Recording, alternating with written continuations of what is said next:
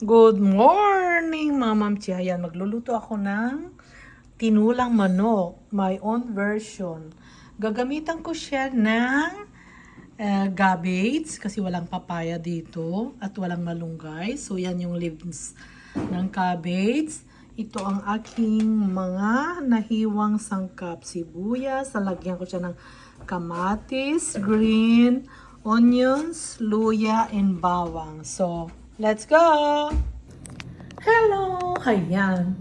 It's pananghalian again. So, magluluto ako today ng tinulang manok with cabbage. Own version ni Ma'am Shibet. Okay, standby! Ayan, sindihan ng apoy. Ilagay ang kawali. Mainit na ang ating kawali. So, lagyan natin ng kunting mantika. So, I'm using Sonnenblumen. Ayan, mga inday. So, ayan, nahugasan ang ating chicken legs. Yan ang gagamitin kong tinola. Ayan. At mainit na ang ating pan. Ginagawa ko, priniprito ko muna bagya yung ating chicken. Ayan. Kasi medyo malaki siya. Ayan.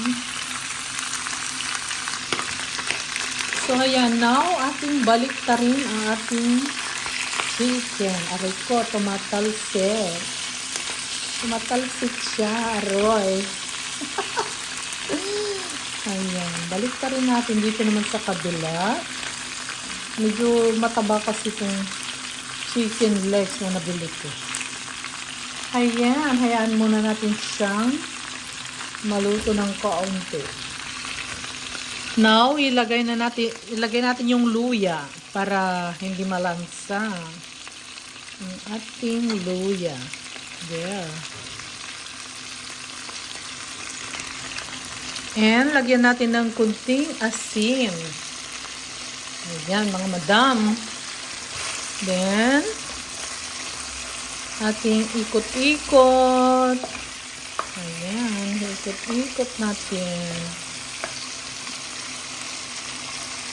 So, pwede na natin ilagay ang ating sibuyas. Sibuyas and bawang. At ating halu-aluin. And now, lagay ko na rin yung aking hiniwang kunting kamatis.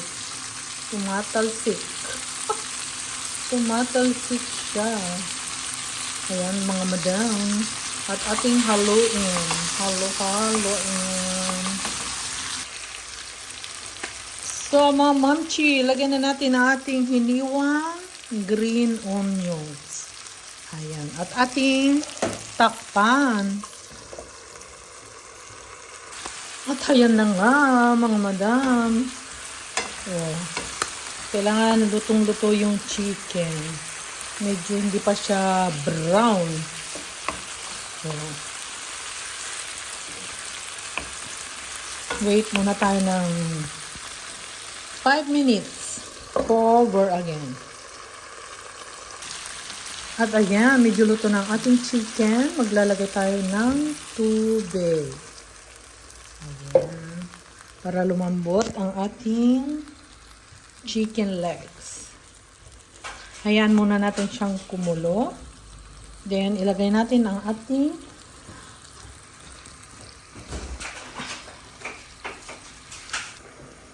So, ayan mga mamshi, kumukulo na ang ating tinola. So, maglalagay ako ng kunting patis. Ayan, kunting patis. And ilagay ko na yan yung cabbage. Kasi yung cabbage is matigas. Kaya lagyan na natin yung cabbage. Ayan. Dahil walang papaya dito sa Germany. Yan ang ginagamit ko pag nagluluto ako ng tinolang manok. Ang cabbage. So, ayan. Later, saka natin ilagay yung leaves ng cabbage. Very simple tinola ni Mami Beth. Ayan, mga inday. Then, cover again. Ayan, kumukulo. Lagyan natin ng pepper. Ayan. So, ayan. Medyo malambot ng ating cabbage. Lagay na natin yung dahon ng cabbage. Ayan. Yan ang aking malunggay. Yung dahon ng cabbage. At ilagay na rin natin yung ating green onions. Yummy, yummy. Very healthy. Healthy tinola. Ang tinola ni Mami Beth. So, medyo matigas pa ang yung cabbage. Dagdagan natin ng tubig. Ayan, mga manchi, luto na ang ating pananghalian. Oh, looks so yummy. Oh, diba? So, ayan guys, luto na ang ating tinola with cabbage. Ang tinola ni Beth, my own version. Kain tayo!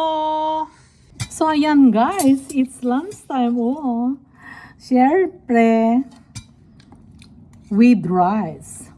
No rice, gitnik. No pa. No party.